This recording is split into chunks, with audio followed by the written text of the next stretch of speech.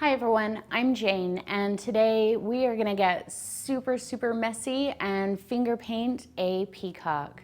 Make sure you check out the video description below for a full list of materials, and let's get started. So to start out, I've taken a 16 by 20 inch canvas and I've just given it a coat of black paint. You can use black gesso, black paint, or you can even buy a black canvas, whatever you prefer. I have a little piece of chalk here and I'm just gonna decide on my layout before we get started painting. So I'm gonna find the center of my canvas, and I don't want my peacock's head right in the center. So I'm gonna come over about 2 inches and down about 1 inch. And I think that's about where I'll put his head. And I'm gonna draw a line coming from here. That's where his beak is gonna be, but his beak is in line with his neck. So if his neck comes out here, you wouldn't have his beak be up here. So it's directly in line with his neck, comes back, around, and down. And we'll just draw a beak on there. This is all gonna get painted over, but it's a good idea to plan out where you want everything before you start painting. I'm gonna come off the back there and draw out his neck, keeping it pretty much the same distance from this center line the whole way until I get about to there where his body is. So he's kind of off the canvas a little. And same thing here, around and out. Now his tail feathers are all gonna kind of come up about like this. And he's gonna be in front of them. But everything's kind of coming from his body, so you don't really want a line that comes up from right here. You want it kind of angled as if it's coming off of his body. So that's roughly how we're gonna have everything move. Okay, now I have quite a bit of Dioxazine Purple paint, and we're gonna create a base for the feathers down here, a nice dark color. So I'm just gonna take my first 2 fingers and pick up quite a bit of the paint. You can wear gloves if you're concerned about, having a reaction to the paint, or if you're concerned about chemicals or whatever. If you're using a artist grade paint, you might want to wear gloves, but I'm just using Liquitex Basics student grade paint, and so there's not chemicals like cadmium and things like that in this paint. So I'm just kind of spreading it on in the same type of direction as I drew those lines. Go over them right here too. And just like when we're painting with a brush, the more pressure you put on your fingers, the more you're gonna spread the paint. The lighter pressure you put, the more you're gonna streak it, and when we start using other colors, blend those colors together. So I'm just kind of using a flat finger. See how much of my finger's touching the paint? Just kind of a medium pressure, just streaking it up. You don't have to worry about covering all of this. Just keep your swipes of paint kind of going in the same direction as those chalk lines. And maybe we'll have some here kind of move that way. Don't worry about covering all of the black. Make sure you keep lots of paper towels handy. I'm actually gonna spray this one with a little bit of water, just because the water helps take the paint off of your fingers a little bit better than just a dry paper towel. I'm not worried about cleaning it all off because those colors that I'm gonna pick up are gonna blend into this purple anyway. I just wanna get as much off as I can quickly. Okay, now I'm gonna start about in the middle. And the reason for that is I'm not gonna be able to streak the paint all the way from the bottom to the top in one swipe. But if I start down here and then come to here, I'm gonna overlap the bottom feathers here. So you start here, that way when you move down, you can overlap where those feathers start, because it'll be kind of weird looking. So I'm just gonna come into both my green and my blue. I'm not mixing them. And I'm gonna grab a little bit of white, not a ton. I don't want this too terribly bright. And I'm using my fingers side by side so the green and blue are kind of mixing together. And same thing, just streaking it up. You can use the tips of your fingers rather than flat if you want. You can get some nice thin feathery shapes. Not quite that much white.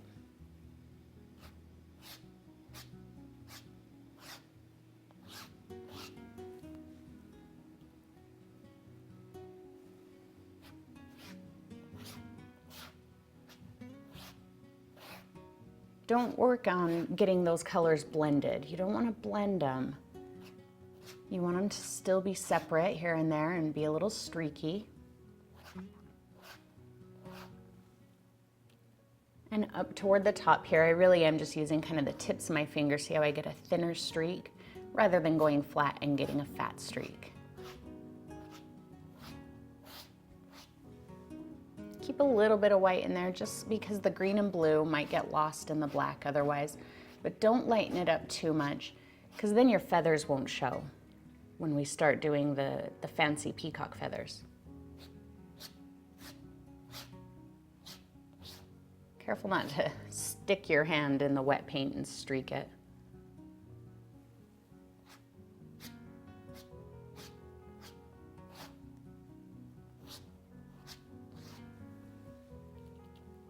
Ever since I did the last finger painting, I think it was in February, of the flowers in the vase, you guys have been begging me for more finger paintings, so we are doing more, and you can plan on seeing more probably soon. All right, so now we're gonna come down to the middle area and see how the bottom of these feathers have kind of a weird spot where my finger touched. So that's what we're gonna cover up. So I'm gonna mix up the same type of color, and I'm gonna start in my purple and start bringing that up. But I didn't want to do the purple last because I don't want to streak too much of the purple over top. I'd rather have the purple be an accent color that's kind of buried rather than have it overtake everything else. Make sure you're taking your fingers right over top of those lines that we made.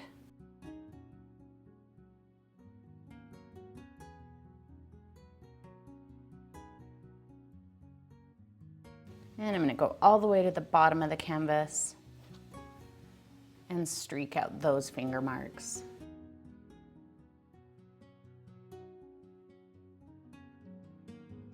We kind of lost our peacock chalk line, but that's okay. We'll get him back.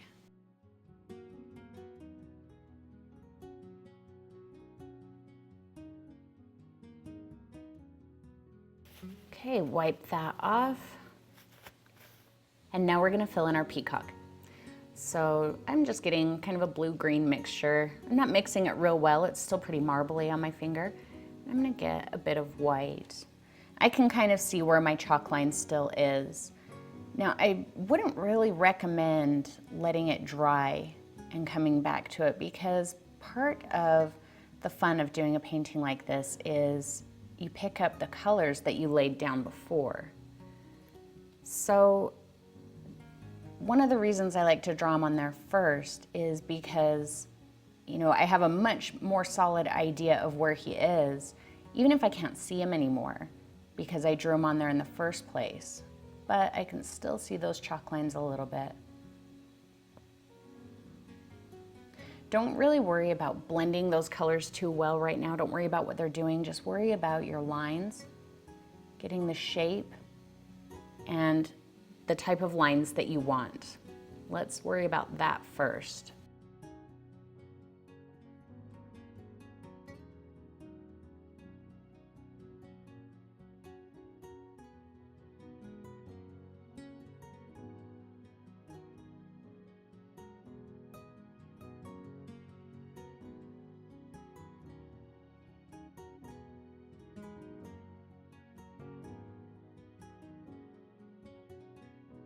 Super light pressure there to just spread out any marks from my fingers, not really trying to blend those colors. And then let's add some highlight to the top of his head. You know, get to where you can kind of look over the top of your finger to make sure that you're getting your paint right to the line so that you know exactly where it is. I know that's super, super bright white and we don't want it that bright white, but all this other paint is still wet and I have other colors on my fingers, so I can just blend it right back out. And bring it down his back a little.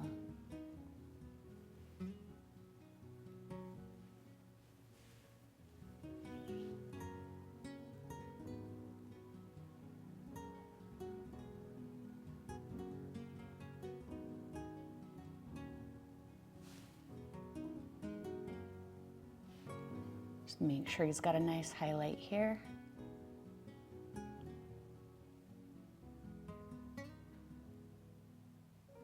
And we'll do his beak later.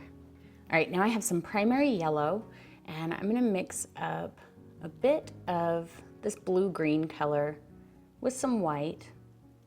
Get a fairly pale color, not too terribly light. Let's mix a little more in there. And I'm gonna grab a bit of the yellow and mix it in there. I just want a color that's a little brighter. There we go. Load up with both my fingers. Decide where you want a feather, and I'm gonna have one be here, so I'm just gonna draw a basic shape. And all of those colors underneath are still pretty wet, so I'm blurring a little bit of that into it, and that's okay. Just kind of fill in the center here. Don't worry about the edges. You're not gonna see those edges anyway. And I'm gonna pick up some more of that color and start at the top. I'm gonna start inside of the shape that I made here, and I'm gonna swoop from here kind of up and out. You can grab a little more white here and there if you want.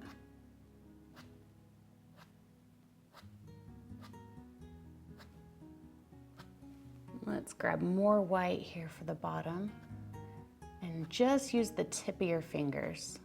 Don't use your fingers flat. If you want a nice sharp line rather than kind of this faded out line, load the paint up on the tip of your fingers, or on the pads of your fingers, and then arch them like that. So I'm just putting that onto the canvas, and see how that left a little bit of paint kind of in a line? That's what I'm gonna do here, like that, and kind of streak out like that. And that gives me a nice thin line with some pretty solid color. And I'm gonna pretend like there's a stem here, just kind of give an indication of where that might be. And let's do that on the other side. So again, starting from the center, I'm gonna come up and out a little bit. And peacock feathers are really wild, so some of them might kind of swoop like that, some of them might kind of go like that. They can go however you want them to go. And if there's something that you really don't like, if something gets away from you, then you can just paint it over with another color, or even black. Or like normal when we're painting with paintbrushes, you can keep a damp brush nearby so that you can scrub off any little bit that you don't like. So here where the stems are, I'm doing much shorter brush strokes. And I just picked up a little bit of white, and then it's kind of streaking the colors that are in the background already. Down here at the base of the feather, we're just gonna suggest the spine or stem or whatever it is. So I have my paint on the pads of my fingers. I just picked up white, and I'm gonna arch my fingers, use just the very tips, and I'm barely touching the canvas at all, and just streak down like that. Let the white kind of blend into those colors, but it adds a little bit of a highlight there to suggest that there's the spine of the feather. I'm gonna do that through here too. Kind of fuzz it out just a little bit, barely touching.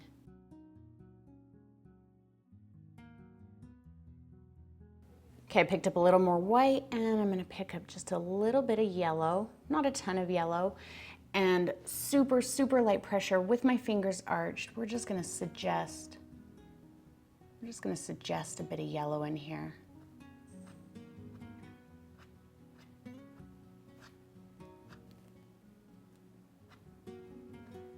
And that yellow's a little strong right there, but I'm not worried about it right now.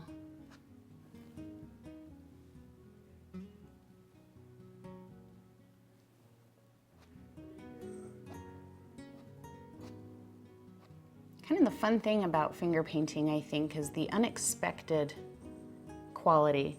I mean, you can kind of plan out what you're gonna do, but you know, not using a brush, I feel like it takes a little bit of control away, and that's kind of fun. I like that.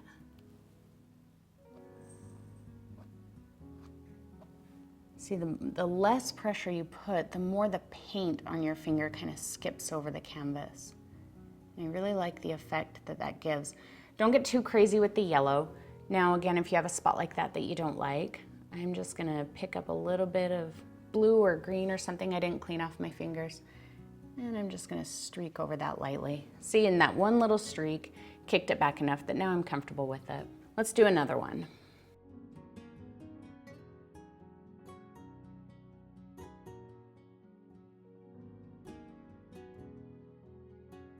My color's a little different this time, and that's okay. I think if it's all a little bit different, it's gonna help add to that iridescent quality.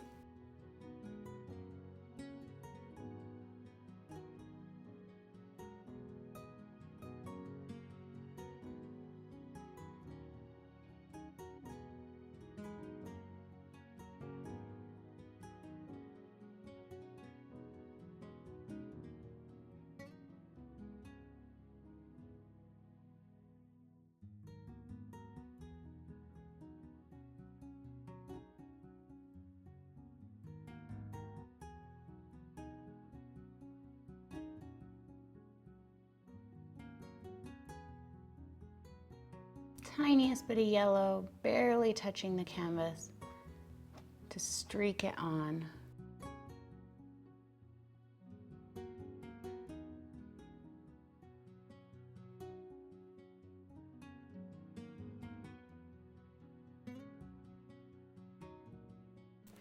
Let's do another one down here and see. We might end up only doing 3. I don't know how many I want to do. So we'll see. I still mix just a tiny bit of yellow into there. I'm gonna have this one kind of go in this direction. Make it a little bit smaller than the other two.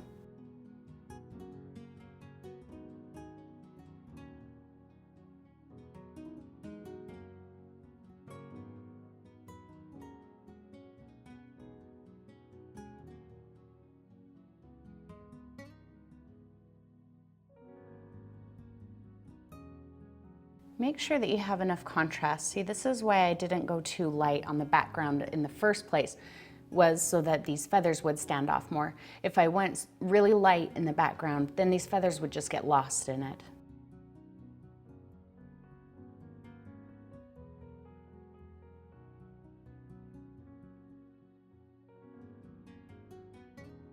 See, I don't have to worry about putting the yellow here where I've got some purple, because I'm not streaking it over and over and over enough to blend those colors together, just enough to lay it down and be done with it. A little bit of white, arch my fingers, and make a stem. Just very, very softly.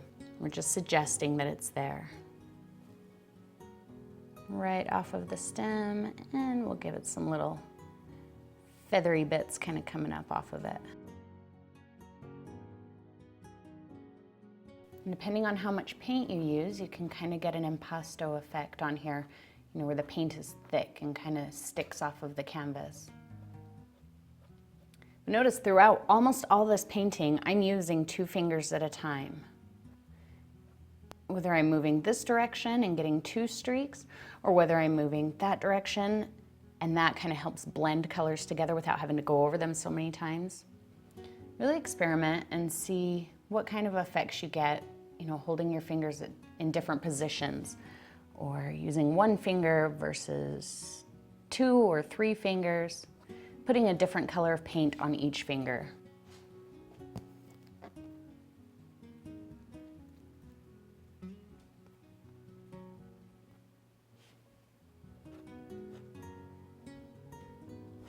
I'm just gonna add a little bit of color in here that's just a hint lighter than what we did on the background.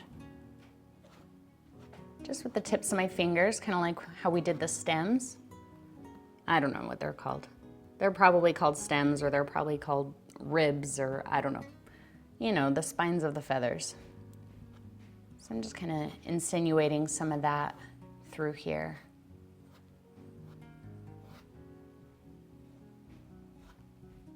And if something's too light, like right there, I'm just gonna grab a little more of that purple and just go back over it. All right, let's add the center to our feathers. So I just picked up a little bit of that green-blue mixture.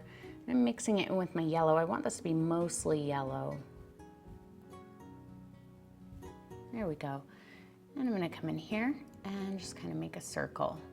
Now, if the green is still wet, which mine isn't, but if it is, you don't have to put too much green into your mixture because you'll pick up some of that. I might add just a little hint of white in there just to keep kind of that painterly look going on. And that's still wet. I'm just going to smooth out some of those finger marks in there with clean fingers.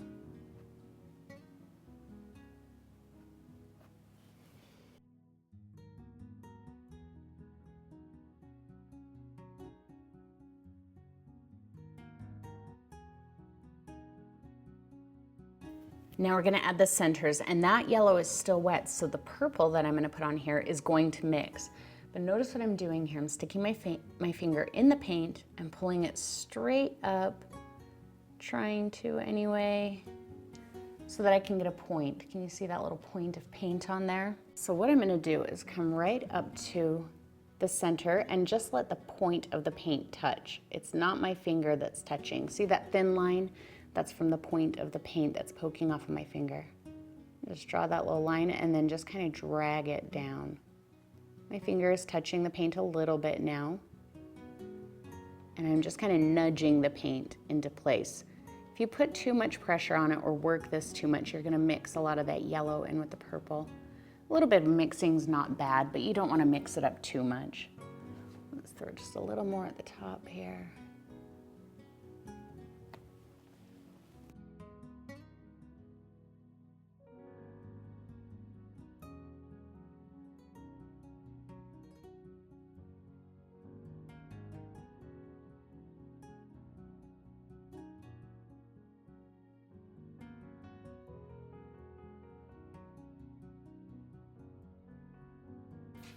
All right, now my canvas is pretty dry here, so I'm just gonna draw my beak right back on. Make sure, again, that it's in line with the neck.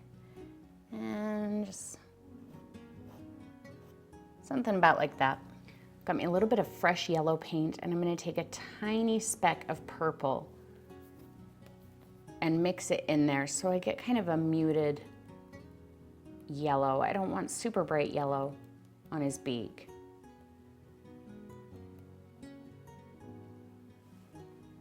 About like that. Maybe I'll pick up a speck of white.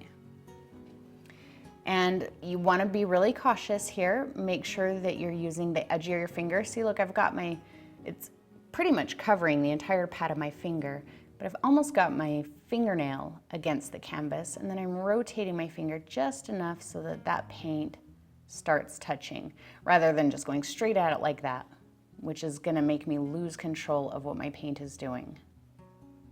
So even into the little sharp point of his beak, I can get in there. Make sure I've still got some on the tip of my finger.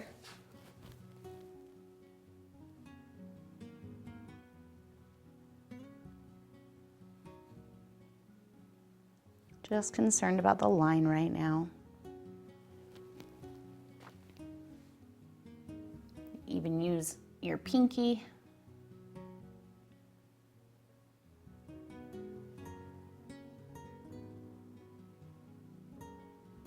And around the edge of his face.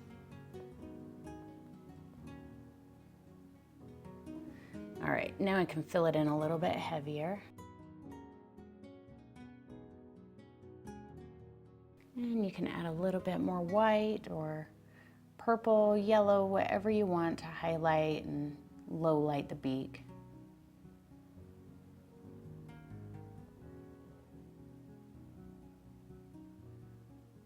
I knew I was going to lose control of that spot. So I'm just going to take a slightly damp brush and just kind of push that color back in. All right, let's do his face. Now the paint here dried and I don't want that, so I'm just going to grab a little bit more blue-green, a hint of white, and just kind of add it back in there. I'm gonna keep it a little darker on the underside of his neck, and we'll brighten it up toward the top a bit.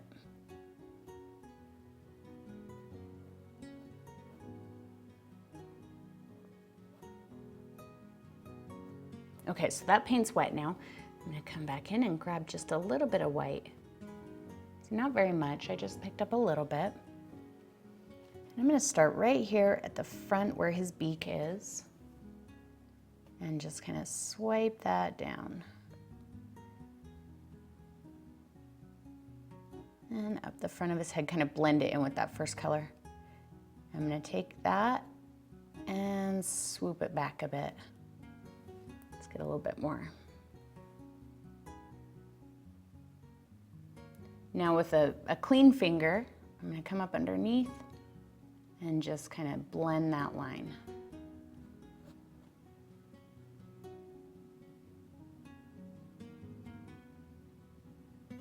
The top line doesn't have to be as blended.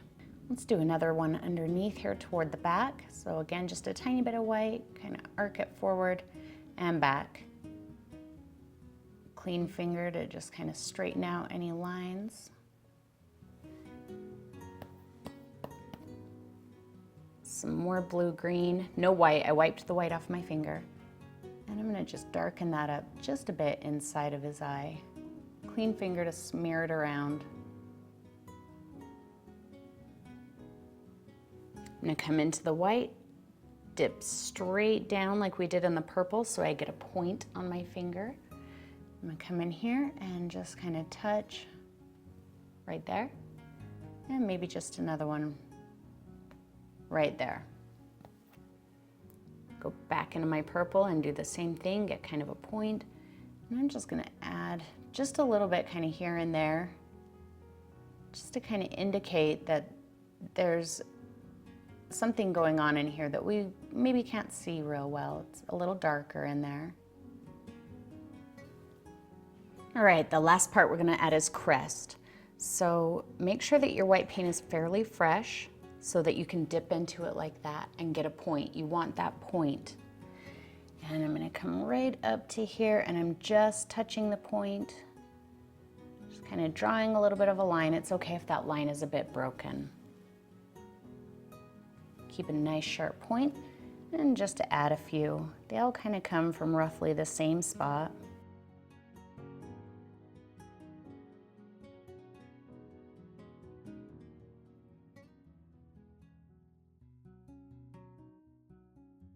And I'm gonna get a little bit of blue on a different finger. And we're gonna come in here and just lightly touch just a few little spots at the top of these little feather bit parts, whatever they're called. Make sure that whatever paint you're sticking your hand on below is dry. So I added some white on top of that, and now I'm gonna take the finger with blue on it again and just touch back over top of it. I'm not really trying to mix them, but I don't want them to be perfectly separate either. That's a little much white, so I'm gonna grab a bit more blue.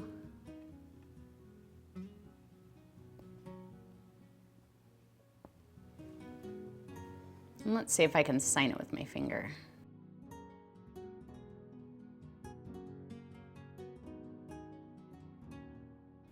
And there's your impressionistic finger-painted peacock. Now, as you can see, my hands are pretty much clean, and this was just one quick wash with some mild soap and water. I hope you enjoyed finger painting this with me, and feel free to leave a comment below to let me know what other kind of things you might like to finger paint in the future. I hope you take the basics of what I've shown you here and use them to create your own painting. Maybe use different colors for your peacock. You could fill the background with the feathers like this. You can really take this and make it whatever you want. Also, in the video description below, make sure you check out all of the links to where you can find me all over the internet so you can share your version of this painting with me. If you haven't yet already, make sure you subscribe by clicking here. If you're ready to keep painting, check out these 2 videos that I've picked just for you. Thank you as always for painting with me, everyone, and I'll see you next time.